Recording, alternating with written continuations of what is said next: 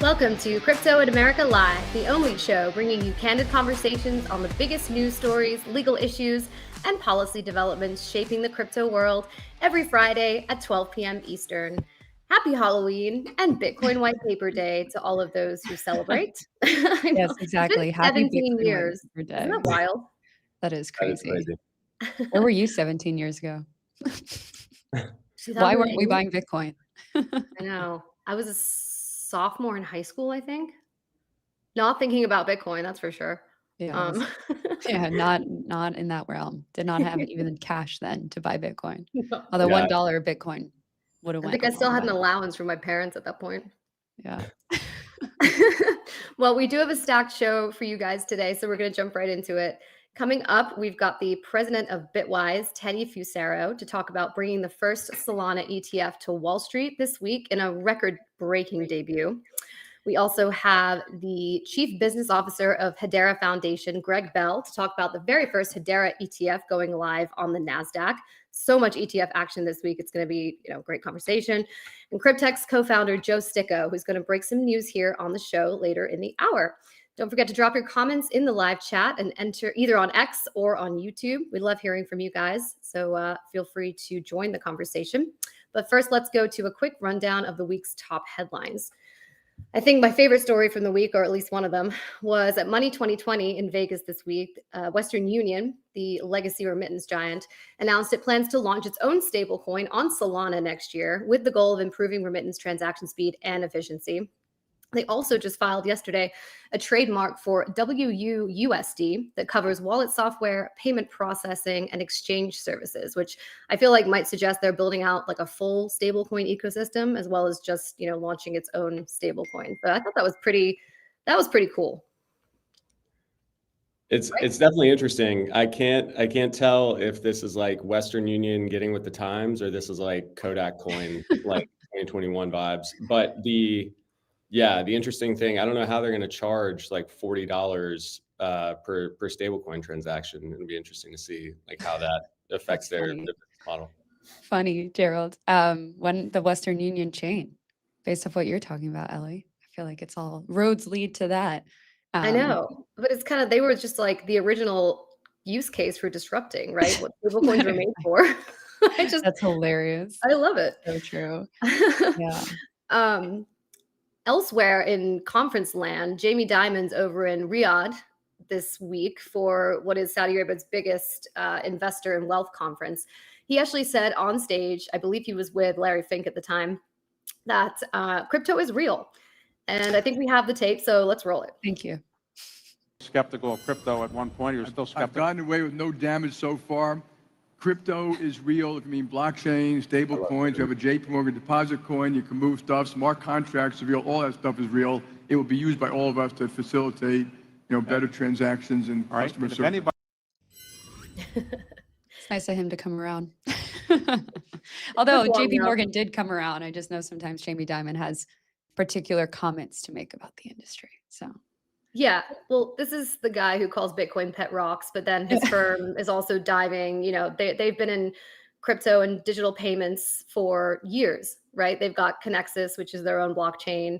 They're about to let institutional clients use Bitcoin and Ethereum as loan collateral. I think they just tokenized a private wealth fund as well. So like they're all over this, but Jamie Dimon just, he's been pretty adamant that crypto is nothing until yesterday. So an interesting development there. I think crypto Twitter was pretty happy to see that one. Yeah, it's kind of crazy because like back in the day, if he said that, like, let's say like even 2 years ago, I feel like the markets would just like explode. And now it's like, it's a nice headline, and like we're all happy about it, but just doesn't hit the same anymore. Something needs to move the markets, right? Well, yeah, and I think that's kind of the point he's making. And it's like it's been this thing for a long time of, okay, it's the technology is real, the digital asset space, the blockchain rails, all that stuff. And then, okay, maybe some of the assets are a little more faith-based than some of the banks would want. But it's I mean, I don't even know if we're gonna cover this, but like, MasterCard buying zero hash, right? Like it's this like TradFi is like fully engaged in crypto at this point. So go to Jamie to get with the times. And Jamie, if you want to come on the show, yeah, we're here.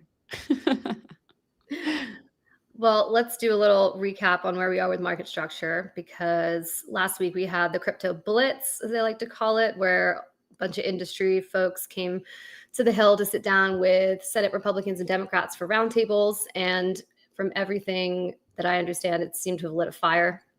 And we may see a bipartisan draft from Senate Ag as soon as today. My understanding is that Chairman Bozeman and Cory Booker, who's my senator from New Jersey, actually, he's been taking the charge on leading from the Dem side. They may have a bipartisan product ready to release today, but it also may get pushed to next week. You know how these negotiations go. There's always like final preparations. But you know, we've been waiting a long time for the ag side of the draft, and I always forget that it's because like they're so adamant about being bipartisan with it. And you know, we're seeing now, obviously, with the Senate banking side too. Like, it takes a lot of effort to get a product that's bipartisan, right? Because there's so many cooks in the kitchen, and so many people want different things out of a bill. So I think it's moving along, and I think last week was probably the catalyst. You know, you had Chuck Schumer in the room last week saying get it done, the Senate minority leader. And you had David Sachs come along and say, you know, Trump wants this done and we're here to help. So some progress. Yeah. Yeah. Another Ellie exclusive. Yes. Can we get the sound? Yeah. I saw not a full-blown scoop, but a scooplet. It was a scooplet. Yeah, I gotta switch up the language sometimes. I know someone's like, what constitutes a scooplet? I always think scooplets are like more mini, like not full-blown scoop, but yeah. That's a scoop. No. Yeah. Well, I had the one about XRP too, about the Canary filing, which we might get into a little bit later. So 2 scoops this week. Not bad. Yeah. No, I think like Adam Meinhardt from Chainlink last week was talking about the hangups that they were still dealing with, right? So whether it's like conflict of interest or some of the other aspects of the bill that we were kind of at an impasse on, it'll be interesting to see what the language actually says when we see it. And it's the complexity is crazy. I mean, the comparison is always like Dodd-Frank, you know, which took a decade to implement. So, you know, better to get something good than get something quick, I guess, hopefully. Yeah. Is anyone still hopeful that it'll happen by the end of the year or no? Well, you have to have a government. So. Well, right. Yeah. The shutdown needs to come back off or whatever. It needs to turn back on, whatever. Yeah. I think it's mixed things too. Like as in terms of like when the government's going to come back on. Like someone said, "Oh, I heard it's not coming back until next year." Yesterday, and then someone else is like, "No, it's 2 weeks from now." And I keep hearing different things as the days go by. So crazy. Yeah, I think one of the interesting, I know we're going to move on, but one of the interesting things about the government shutdown that people like outside of DC, I think pay less attention to is when the flights start getting canceled. Right. So and we're coming up on Thanksgiving. Are the flights getting canceled? So that's what happened in 1819, the last one. And we're getting to that point. I think Newark had a closure yesterday, and DCA has had like crazy delays. So yeah, if you can't go home, I guess you reopen the government. So, Gerald, are you back in are you back in DC now, or are you still in New York? I'm still in New York, so I got to figure out. The Estella and I are about to be very good friends. But yeah. I also want to call out that Gerald and I are not in the same office or room. We just have the classic podcast background right now. We got to get Ellie some wood sticks too, so she can stick on my fridge here. All right. Well, that leads us into, I think, what's arguably the biggest story of the week, which is the official kickoff of crypto ETF season. We had Bitwise launch the first ever Solana staking spot ETF. Canary Capital launched the first Hedera and Litecoin ETFs, and Grayscale come to market with their Solana ETF on Wednesday. But if it were a race, Bitwise would have taken gold. Demand has been through the roof with over $56 million in trading volume on its first day, the most of any ETF launched this year. And the numbers have been rising ever since. A perfect time to bring in our first guest, Bitwise President Teddy Fusaro, who spent yesterday afternoon down on Wall Street ringing the closing bell at the NYSE with the Solana co-founders. Teddy, welcome to Crypto in America Live. Hello, team. Thank you for having me. Thanks for being here. Congratulations. And congrats. Yeah. Thank you very much. We're all very excited.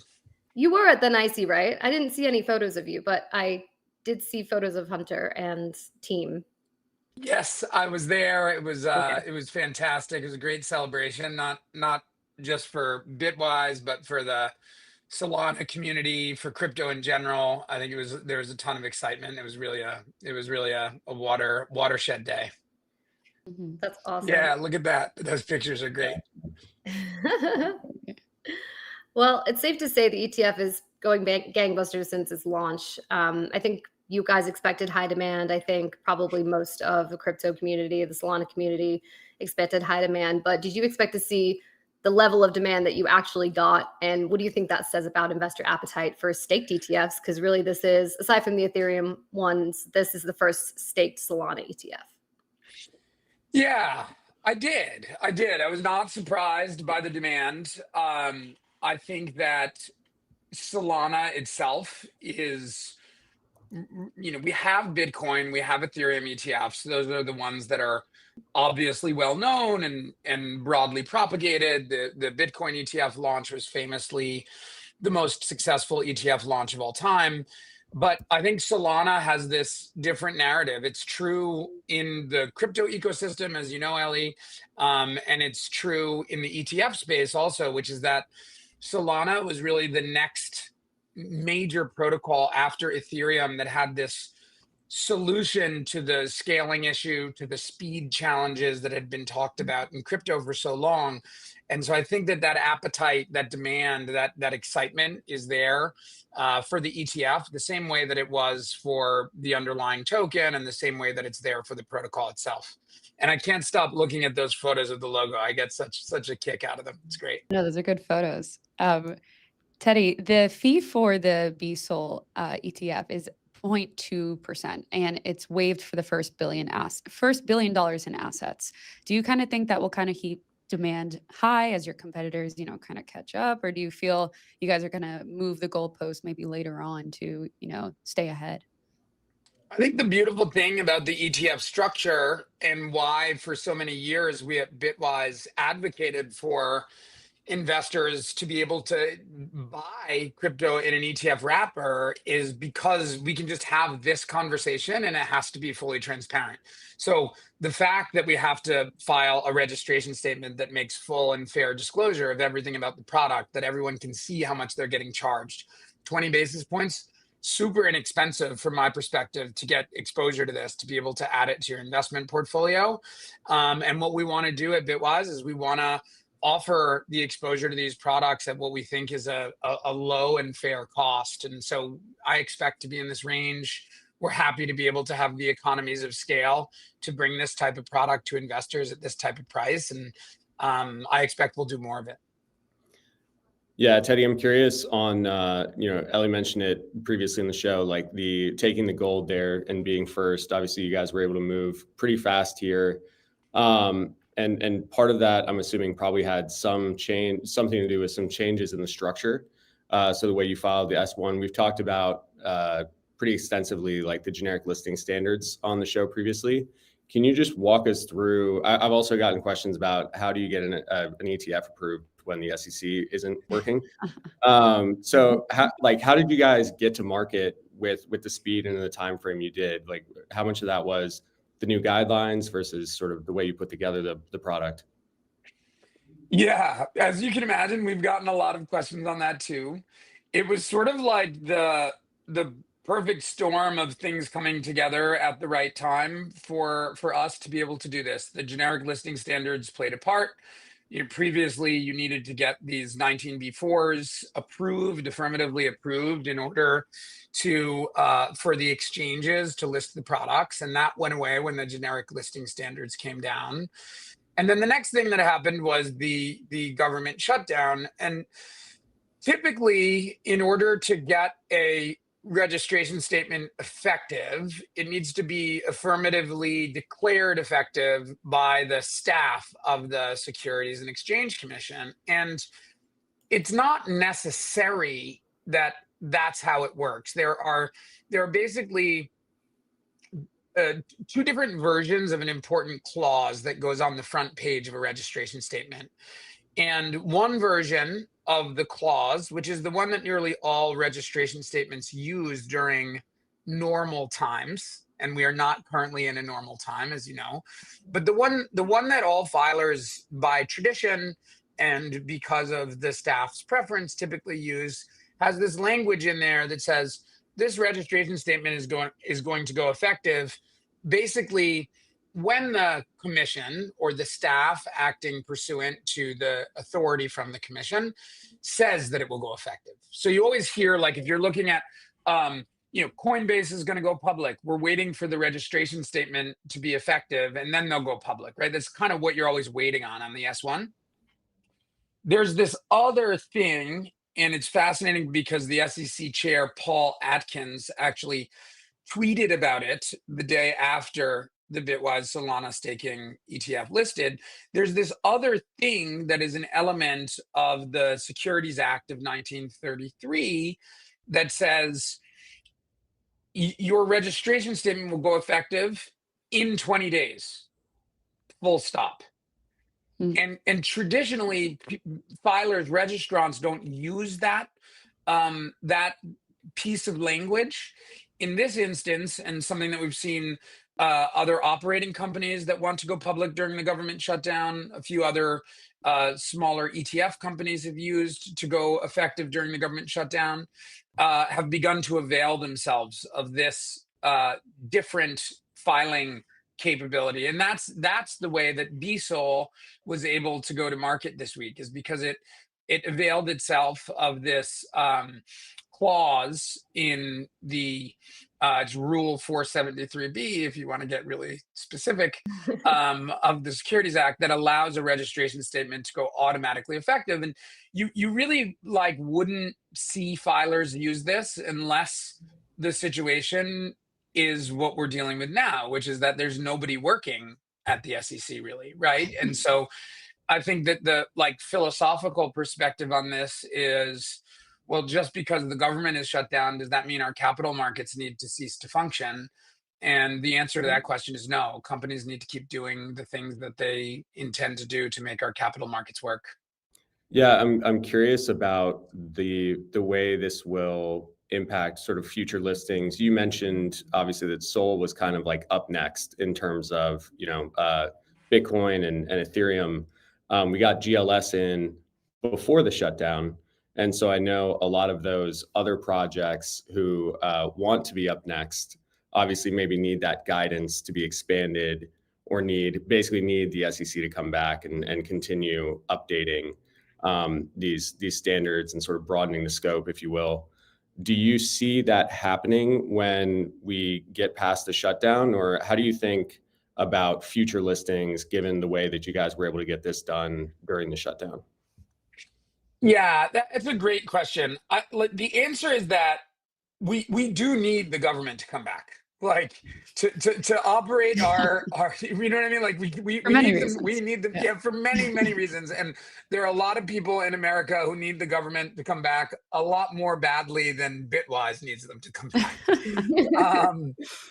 This is no way to run a popsicle stand, nor the most successful capital market in the history of Western civilization. We do need the regulators to be working. It's going to be more challenging beyond Solana. There are things that I need as someone who is responsible for a company. We need the regulators' feedback on. We need them to opine on whether or not they also believe that we have made all of those full and fair disclosures that need to go into a registration statement, right?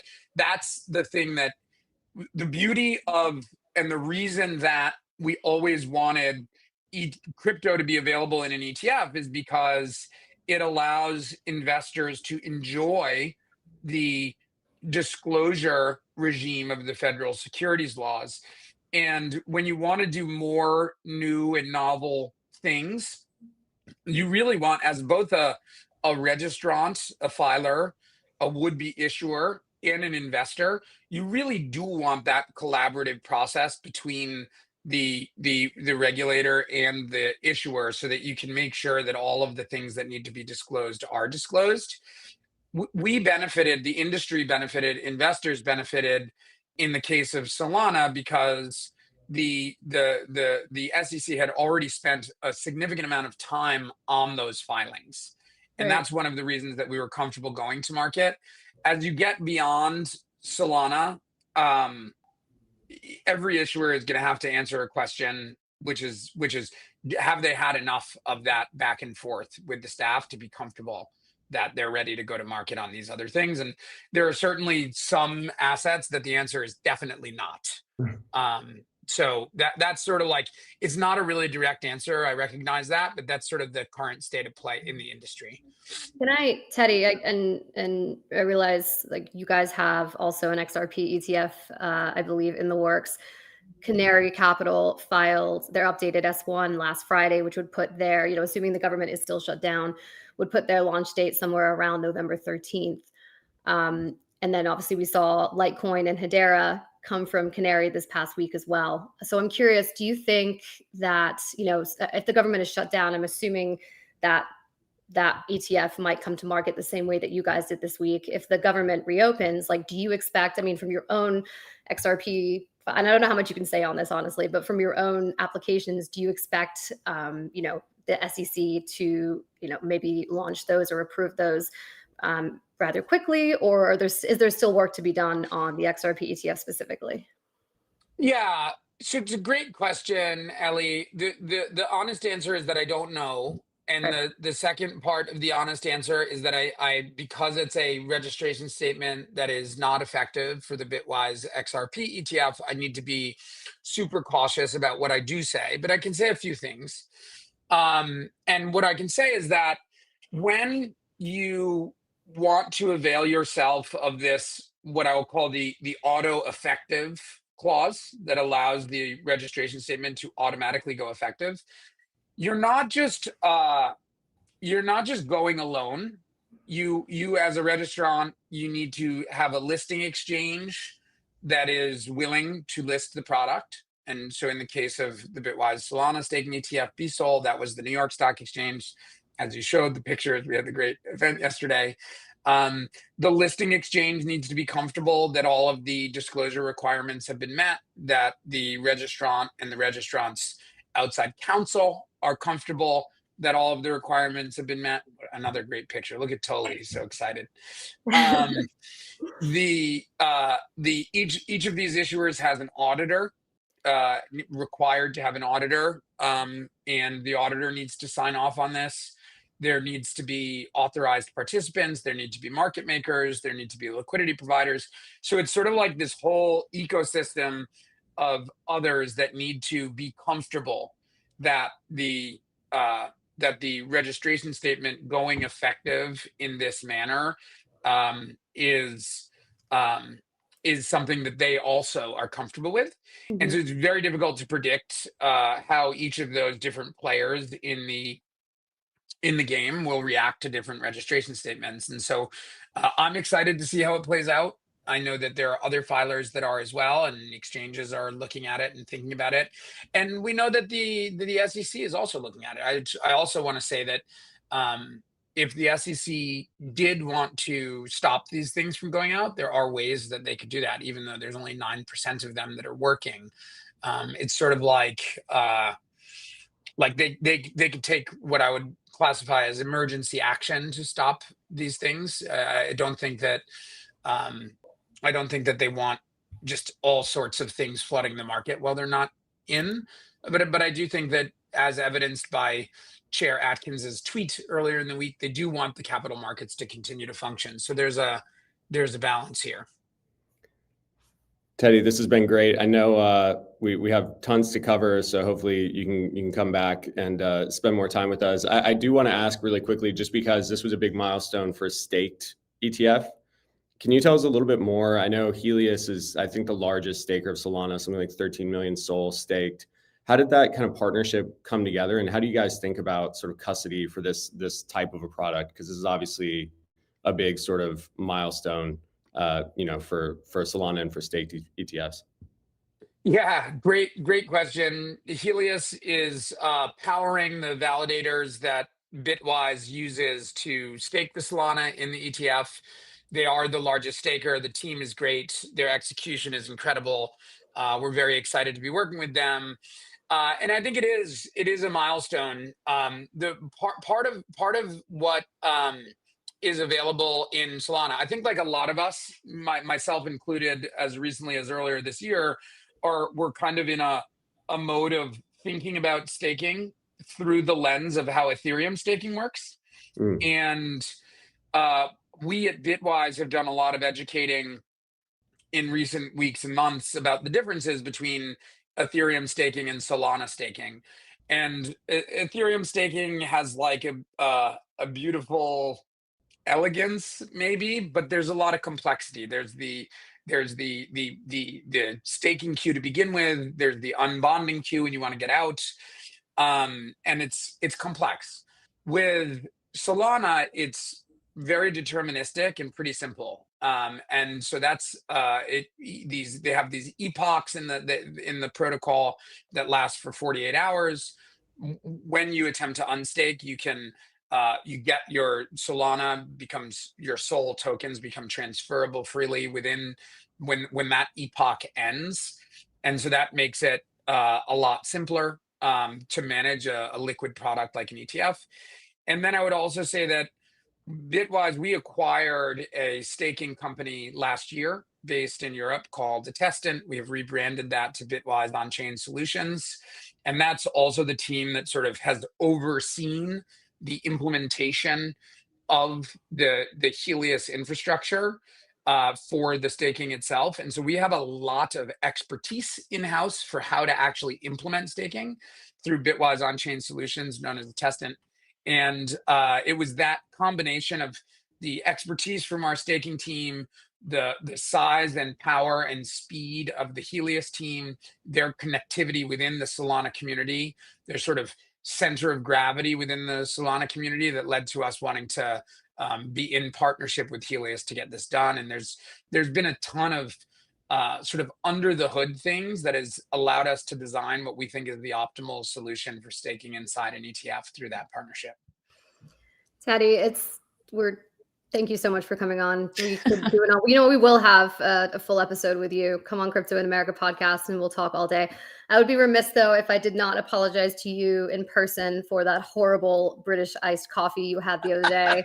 I was told, to say the least. So again, I apologize on behalf of my birth country. That is hilarious. I'm also getting text from Gregg Exathalis, who says, ask Teddy why he lies about Rhode Island having the best calamari and why he didn't bring any to his bell ringing.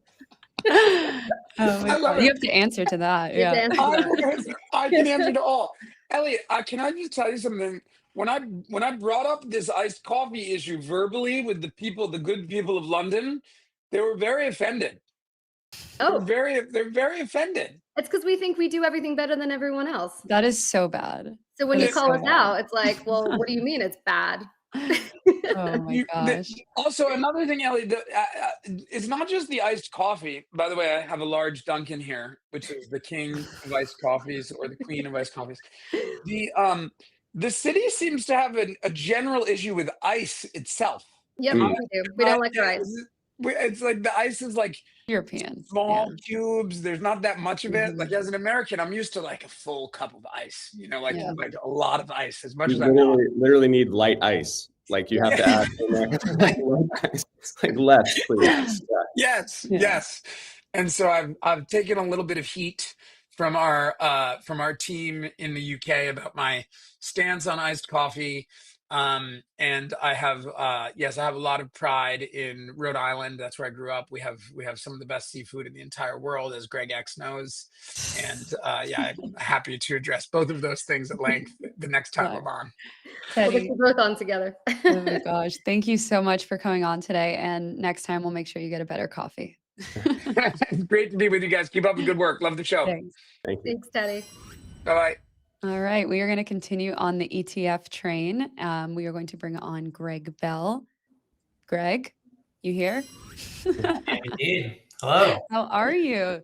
Welcome to the show. For the you. people who do not know, Gregg Bell is the Chief Business Officer at the HBAR Foundation. And as we mentioned, this week has been a big one for Wall Street and Hedera included, as the HBAR ETF launched on Nasdaq. Greg, I want to start off by asking you on this front, there's like a number of ways for institutions to get exposure to crypto assets. We've obviously seen a lot of success with the Bitcoin spot ETF. We just had Teddy on to talk about the BSOL one. Why is this expansion so important in your eyes?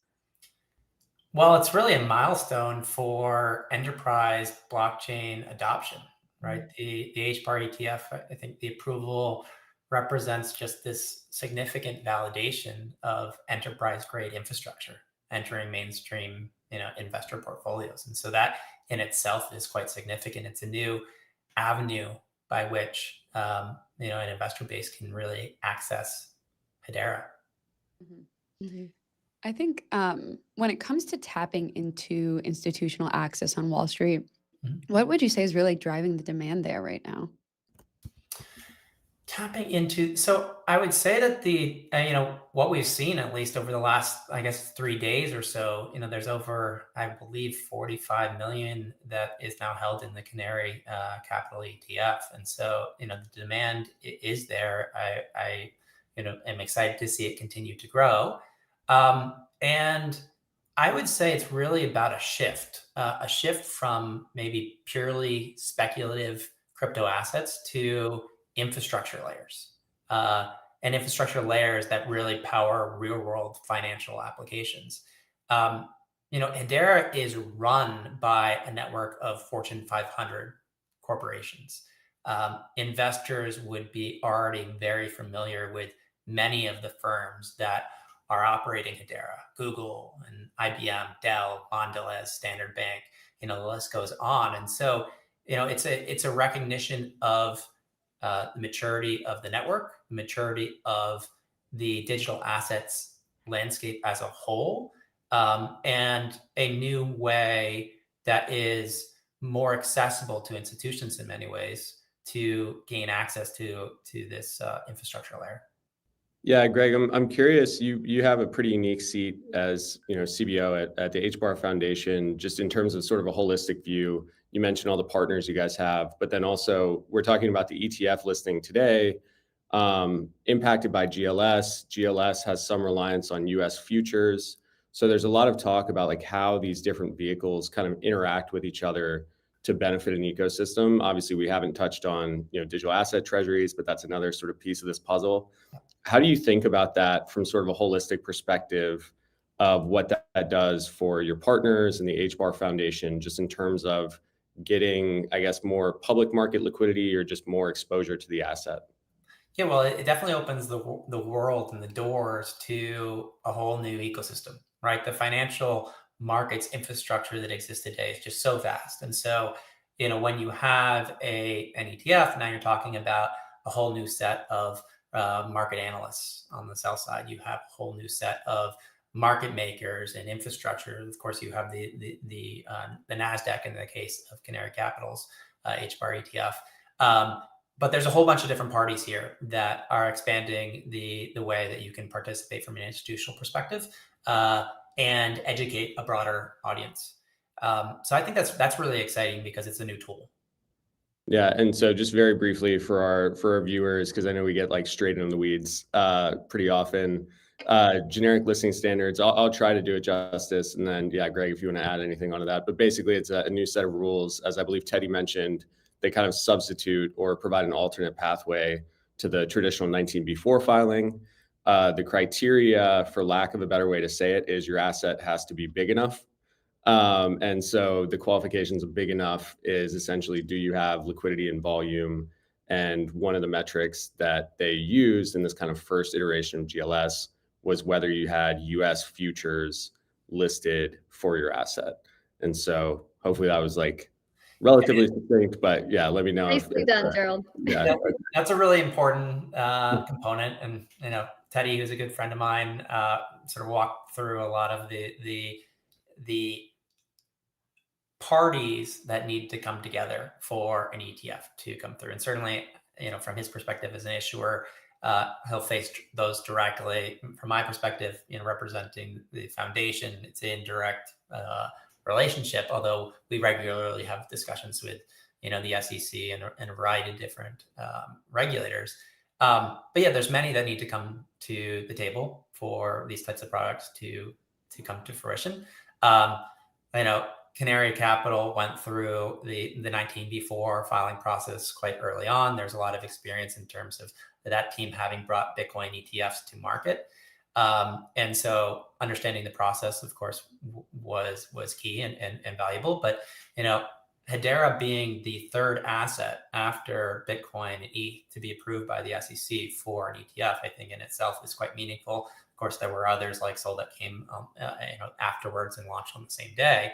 But that approval process requires a lot of feedback from the SEC in terms of responding to comments, and the Canary Capital did that, and I think it's a reflection of the maturity of the industry and certainly of Hedera. Yeah, you mentioned those conversations that you had. I think we've had a lot of guests on the show to kind of, really put into perspective how those conversations have really changed compared to what they have been in the last 3 to 4 years. But in terms of, launching an ETF like Hedera, it's very different, I would say, in terms of, dealing with the Gary Gensler SEC, with the Bitcoin and the Ethereum ETFs, right? I mean, what were those conversations like as you were, I guess, kind of waiting to bring this thing to market? I mean, HBAR was, as you said, the third token to go after Ethereum and Bitcoin. I mean, that's not nothing, and it's also one of the sort of it's an L1 token, I believe. It's not maybe it's not on many as on many people's radars as like Bitcoin and Ethereum, right? So, and it's just like kind of what was that process like to was the SEC like aware of HBAR? Like were they like how on board were they? What was that like? Yeah, so I mean, I've had direct discussions with the chairman of the SEC, and other parties within the regulatory landscape of the U.S. And there is absolutely a desire, and I think they made it. The Trump administration made it very clear for crypto in the U.S., right, crypto in America, to be the leader. And so there is a sense of urgency. There is a sense of a desire to engage with the ecosystem. And it certainly helps when there is a reputable party on the other side. And I know their familiarity, of course, with the governing council structure, their familiarity with Hedera was quite strong. And I was actually very impressed by the caliber of how informed and educated the entire staff has been. And now we're seeing, some of the staff potentially moving over to run the CFTC. And so, they are extremely engaged and very thoughtful in their comments and questions. And, that's such a dramatic change relative to the prior, administration. And frankly, it's not just in the U.S. The U.S. is leading, but globally, these are the form of engagement is on the nation state, the highest levels of nation states, and there is an eagerness to engage. I mean, only just recently, I saw a message, video clip of Larry Fink, and here's the CEO of BlackRock. And his comments were pretty profound. And he was speaking to banks and central banks. And he was talking about how we're not talking enough about how quickly we will be tokenizing all financial assets, right? I'm going to emphasize the all, right? Today, we're doing so many little, individual tokenizations here or there. But if you're really talking about all, the requirements of a network to onboard that scale are massive. And frankly, I'm not seeing many other networks that have the ability to do so. It will break and would break many networks.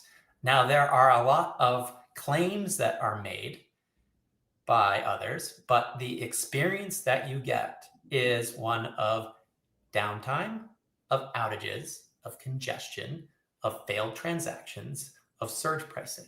Now, that is not the experience you have with Hedera. Hedera is built specifically for addressing vertical scalability, and this is the infrastructure layer. This is the uptime. This is what you get when you with enterprise governance, enterprise global infrastructure that is running Hedera. You have the ability to scale, and you have the ability to onboard, and Hedera is very uniquely positioned to do so. Yeah, Greg, I want to ask you a little bit about that uniqueness. I was realizing as you were talking that I think you are actually the first Hedera guest we've had on, so shame on us. We need to rectify that. But in terms of the building in the US and this administration and clarity, I think you guys sit in this really unique position where you are actually quite decentralized, but you are decentralized by a bunch of Fortune 500 companies. And so it's like a really interesting, rather than another chain just having a bunch of validators sort of out there and like looking at some of these tests, like you guys actually basically started out meeting the threshold of a lot of the criteria that was being discussed in clarity or market structure. Yes. How do you, I think when you're talking about enterprise grade infrastructure and the types of products you're building, maybe sort of this like core crypto ethos isn't as important, as it is to maybe some more, I guess, like just degen kind of communities. How do you guys balance that though? Like in terms of, did you always set out to be this, sort of enterprise kind of layer, and how do you deal with, I guess, like this sort of criticism as like a corporate chain versus like you actually are decentralized functionally? Like how do you work with that? Yeah, so I mean, Hedera was born 2018-19 in the US, in Texas, founded by two cryptographic experts, both of which served in the US Air Force. And so, very much born in America. And the way that the network was approached, as you said, in terms of the node operation is done by institutions exclusively, but on a global basis. What we saw recently with AWS outage is the impact and the reflection that you can have thousands of nodes, but if those thousands of nodes are all operated on the same cloud provider, and by the way, AWS isn't the largest servicing our industry. It could have been a lot worse if there were other providers that went down. But in these types of experiences, you see what happens when there is centralization. Like node count doesn't actually equal distribution and decentralization. And so the way that Hedera has looked at it in terms of having physical hardware operated on all continents outside of Antarctica, or there's a company that's looking at putting some node operation in space. It would be really exciting because Hedera's technology really is out of this world. Yeah, but it's having the infrastructure that operates through outages, through the points when there is centralization failures, and I think it makes a lot of sense from an individual perspective if you have a low cost provider that will utilize AWS, right?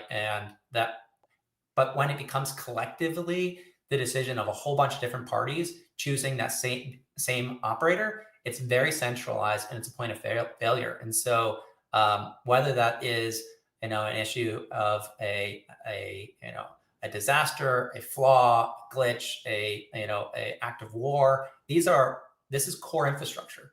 And we saw it in the Great Financial Crisis. What happens when you have core infrastructure from like a systematically important financial bank infrastructure go down?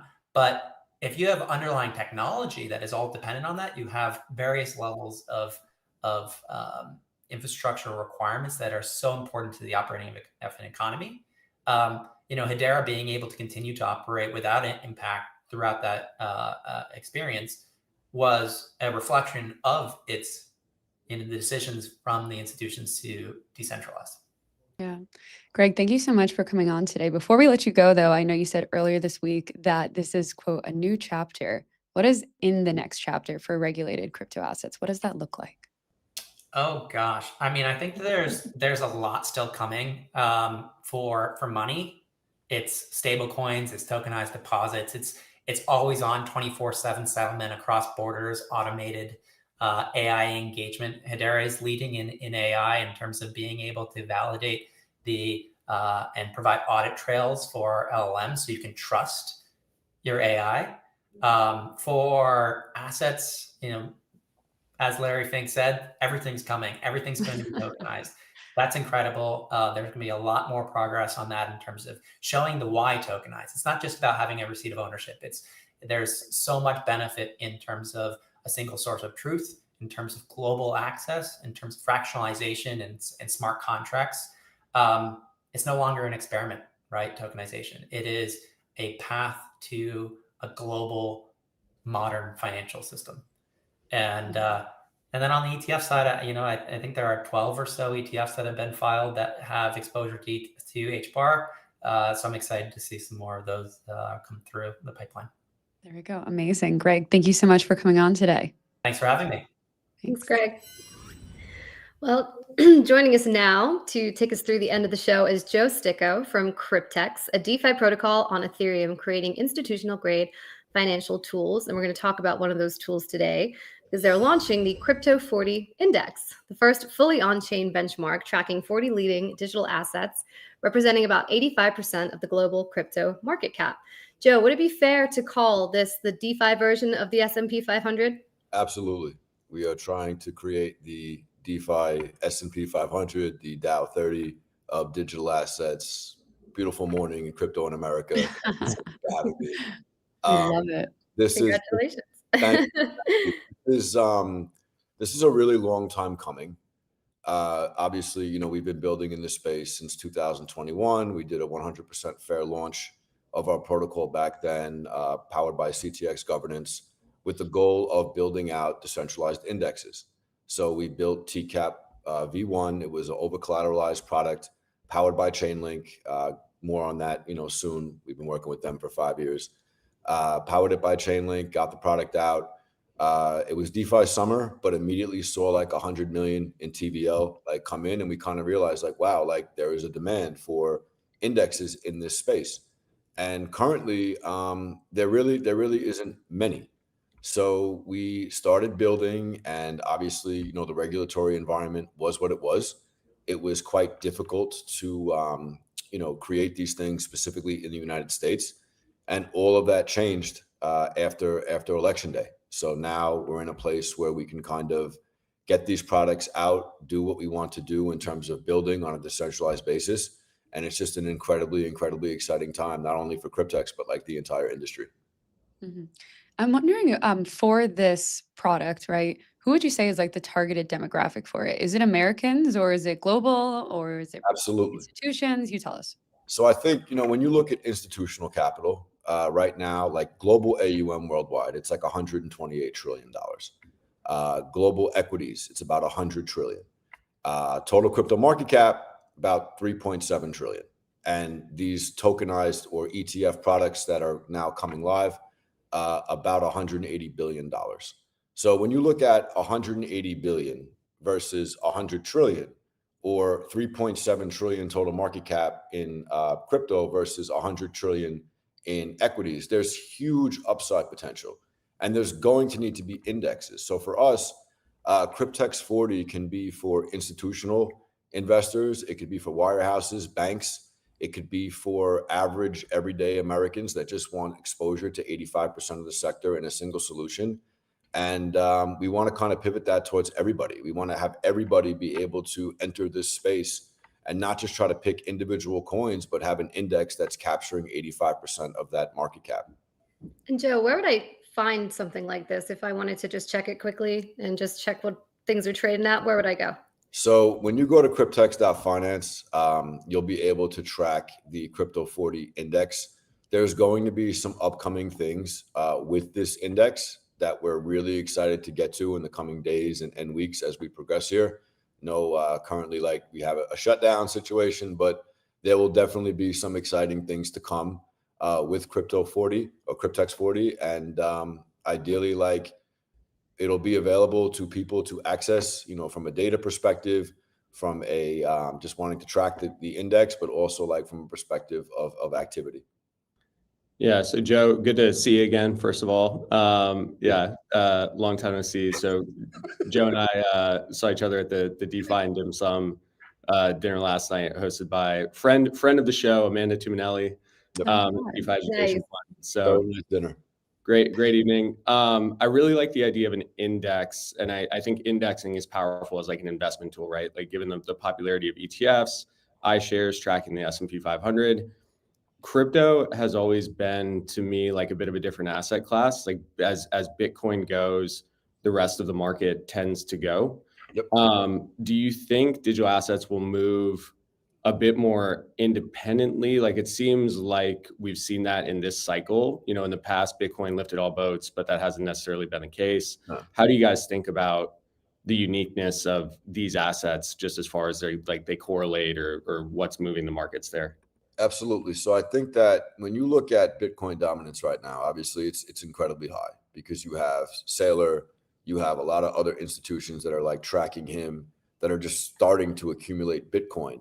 But as market clarity comes to fruition, and as these bills that are currently available open up, you know, $1 trillion segment to institutional investors where they can now put trillions in these assets, I don't think it's not going to be like everybody wins like in the previous. Well, there's too many buckets. So you're not going to have everybody who makes a coin just, oh, it's alt season and we're going to go to the moon. Like, no, it's going to be very selective on what you're building, what you're doing, and what value prop that brings to the market. So when we look at Crypto 40 and we approach the methodology, we broke it down into tiers where you have 50 to 55% of it is capped in BTC. Then you have other, you know, majors, ETH, XRP, Solana, etc. in like tier 1. Then you have tier 2, which is like L1, L2 infrastructure. Then you have tier 3, which is DeFi, tier 4, which is memes, and then tier 5, which is innovation. And these different sectors are obviously all weighted in proportion to the percentage of their market cap. So it kind of does give a broad exposure, but still provide that baseline of 50 to 55% BTC to kind of offset any potential risks in the more volatile instruments. But I think that in time, you're going to see dominance fall a bit as more institutions get involved, especially once market clarity passes and these guys can come in and say, okay, what do we want to allocate capital to? And Crypto 40 can be that intermediary, because now you could utilize the index for the purpose of allocating to 40 of the top digital assets, having broad-based exposure. And then from our side, taking it a step further, like maximizing decentralization. So this index is powered by Chainlink. On-chain NAV is powered completely by Chainlink data streams. We will have proof of reserves for people who want to verify not only the underlying components, but also like the data and the price feeds to make sure that the NAV is true. And that's a big difference. We've seen nobody do that yet, where these are powered on-chain. And we'll be talking more about that during my keynote on the main stage at SmartCon on November 5th. But then to take it a step further, the index itself is governed by CTX holders worldwide. So like if you're a member of the DAO and you want to have a decision on what parameters are in the index, you want to have a decision on rebalancing, you want to have a decision on new indexes that come in the future, you can participate in a decentralized process of voting, be a part of a democracy just like America, and participate in DAO governance and cast your vote and make a decision. So we want to do these things as decentralized as possible and merge these two types of technologies where you have TradFi, DeFi, meeting in the middle, building a great index and getting it live to the world. Joe, you beat me to one of my questions. I was going to ask you about kind of that index governance, because it's handled by the DAO, right? Correct. And I'm thinking about how, like, historically, you know, DAOs have existed. Not all of them have worked out well because, like, people, you know, they're engaged early on maybe, and then it fizzles out, right? Yeah. But then how do you kind of think about like everyday community members' influence and kind of changing and rebalancing or adding assets and like making it more of a, like a long-term thing where they stay engaged? Well, what I've seen, as at least in our DAO, you know, like as founders of the protocol, we do not vote. We do not participate like in voting. We leave it completely to the community. And there has been a 4.5-year track record that's verifiable on chain that proves this. There's 1.3 million CTX currently delegated out of a 10 million token float. And our community is incredibly passionate, whether it's happy things or it's things that they want to see improved. The delegates are there, and a lot of them have been here since like day one. So like, I know they're Anons, but like shout out to all the DAO delegates because they are incredible and they are what power this.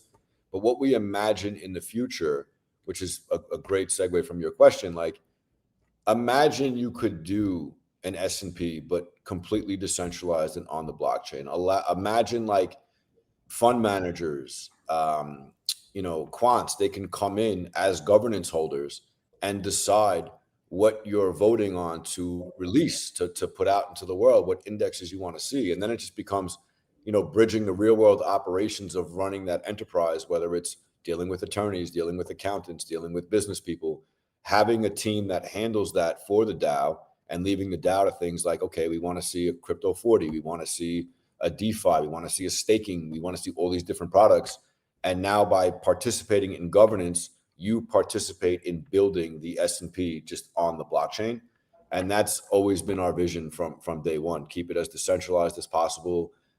This is a democracy. We want everything in the hands of the community and just build the best type of products that we can. Yeah, Joe, you led me straight into my next question, which was on that subject of governance. Like we had Teddy on, from Bitwise earlier in the show, talking about all the hoops you have to jump through and the confidence you have to be like launching, an ETF from a regulatory perspective. Yep. You mentioned kind of the core management team that you guys have, and maybe there's sort of circuit breakers here, Yep. so that maybe an army of community folks don't sort of hijack your index. Yes. How does that work from like a regulatory perspective and like the governance of the project? So from a governance perspective, and shout out to Teddy and Bitwise, incredible things, incredible people. Like we admire them, so much in what they've accomplished. It's really quite incredible. But on our side, where it's more of a decentralized type of product, the way that governance works is that in order to propose something, you have to have 100,000, tokens to make a proposal. So I don't want to use the word like it cuts out a lot of that noise, but in a way it does, because it's going to be serious people that put proposals forward. To pass a proposal, it requires 400,000 CTX to pass something.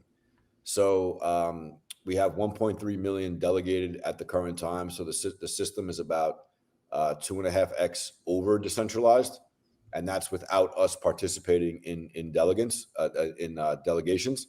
So we always want to see the community handling these things, and everybody that's involved. I mean, at this point, they're here because they believe in what we're building. The delegates are here because they believe in what we're creating, and they believe that it could succeed. So I don't think that, every now and then you do see like some funny stuff. I mean, it's the internet, it's crypto. Like, of course you're going to see crazy things. But when it comes to like the big proposals, and it comes to like trying to pass things that matter for the core mission of Cryptex, which is to put index products in the hands of the world, these guys and gals take that very, very seriously. Joe, I think I remember when you and I first met, this was earlier in the year, you guys did a proposal on the DAO to vote on whether you guys should have more meetings and go to Washington, D.C. and talk with lawmakers. And it was actually like an overwhelming yes vote. Yes. And you've said to me in the past, just that 180 you've seen from your conversations with the SEC Commission and lawmakers, it's just completely contributed to what you've seen today with this launch. It's helped basically put on the table what you've brought here today with Cryptex 40. Eleanor, thank you so much for like bringing that up, because I think that that's a great point to just chat about. So back when we had met Eleanor, I met Eleanor at the Net. It was during like one of the events, and we just talked, and we told her a little bit about what we were doing. And I have to imagine the first protocol in the world where after the inauguration, we saw the markets rapidly changing, whether it was Genius Act, whether it was market clarity, market structure. So, we went to the DAO and we said, hey, we have this opportunity now to go to Washington and meet key congressional leaders and committees and senators and all these different people who are working on passing these laws, but we need to do it in a DAO vote. So we held this vote. We brought on an advocacy team. Shout out to our advocacy team. They've been absolutely incredible. And we went down to Washington for 3 months, met with everybody, had conversations with a lot of key leaders, Whip Emmer, who I got to see last night, as always. That's phenomenal. We spoke to all the different senators. We spoke to all the different committees. And this was all a DAO proposal that made this happen. So like, I'm walking into the White House. I'm invited by the president to the Genius Act signing. I'm sitting there and I'm like, a DAO did this. Like a DAO made this happen. It was an entire community effort. So it's like going from governance to government and being there while these laws are being proposed and passed and having a say, whether it's at the Treasury, whether it's at Capitol Hill, we're there explaining like what we're building, what we're creating. And it was just really, really remarkable. So Eleanor, thank you so much for bringing that up, because I remember you posted that, like, that was a really cool moment. And ideally, now that we're finally getting these things out into the world, I hope we have a lot more really, really cool moments too. Yeah, well, we look forward to it. Come back and break it on crypto in America. We'd love to have you back. I'll be here. I'll be here. Thanks so much. Thank you, Joe. Thank you. And we'll see you next week. See you guys. We got to wrap up because we're 5 minutes past our scheduled time, but we will be back same time, same place next week. And Jacqueline, Gerald, have a fabulous weekend. Happy Halloween, guys. Happy Halloween. Nice.